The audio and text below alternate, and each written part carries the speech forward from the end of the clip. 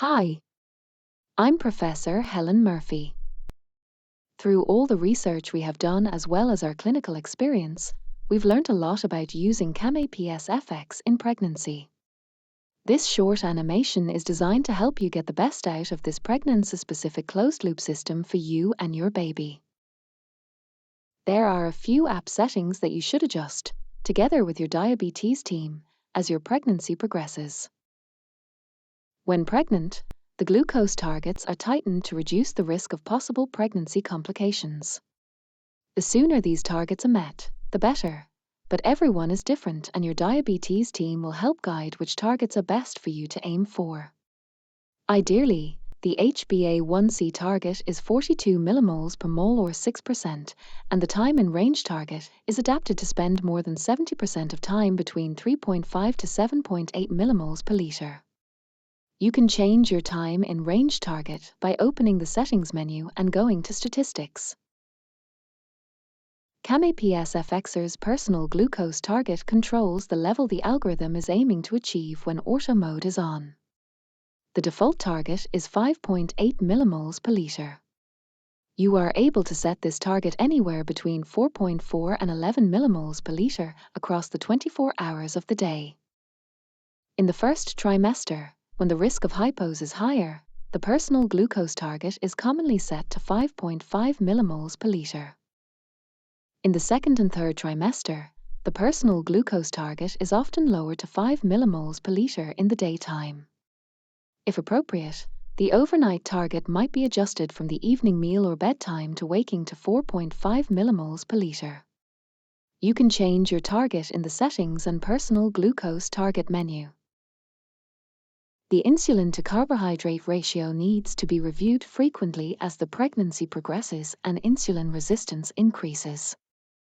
Choosing low glycemic index carbohydrates and keeping the portion sizes small but spreading them throughout the day will help achieve optimal nutrition as well as target glucose readings.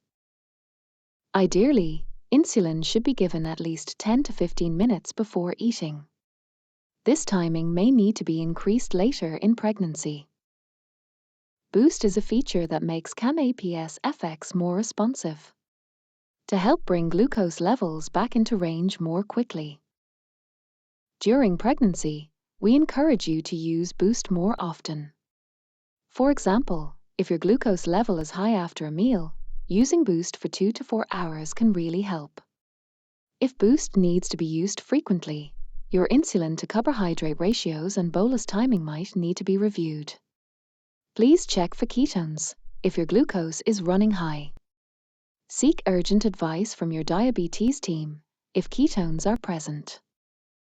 Please immediately change your infusion tubing, cannula, and reservoir if you are running high and Boost is not bringing glucose levels down. As the pregnancy progresses, you may need to change your infusion set and reservoir more regularly, possibly every 1 to 2 days, to ensure that you are absorbing the insulin properly.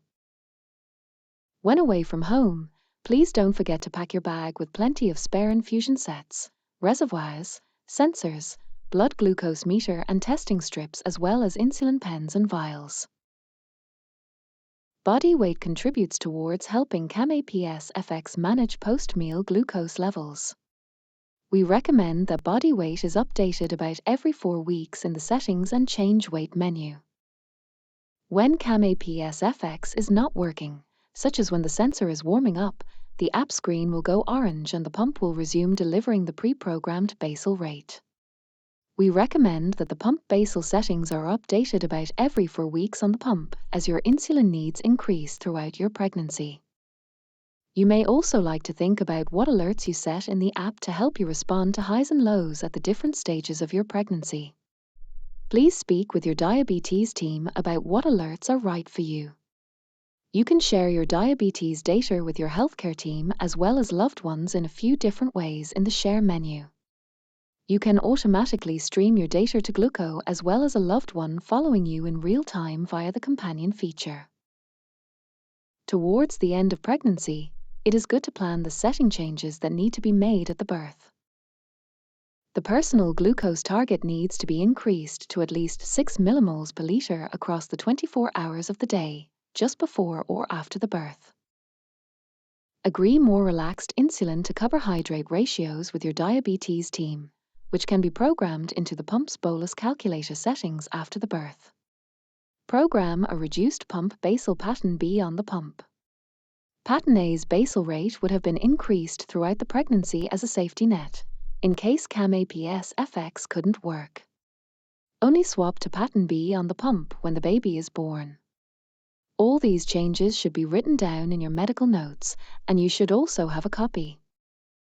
During the birth, CamAPS FX can continue to manage insulin delivery, if agreed with your healthcare team. If a C-section is planned, please make sure you place your cannula and sensor away from your stomach. Please also check the accuracy of your sensor and calibrate or replace it if the sensor is reading more than 3 millimoles per liter above or below your blood glucose reading when your sensor arrow is stable. After the birth, very little insulin may be needed in the first 24 hours.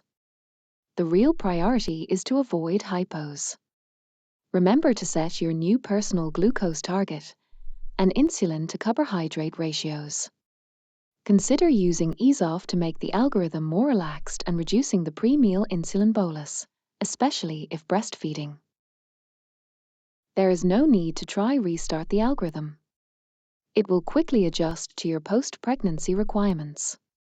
Please change the time in range setting back to 3.9 to 10 millimoles per liter in the Settings and Statistics menu.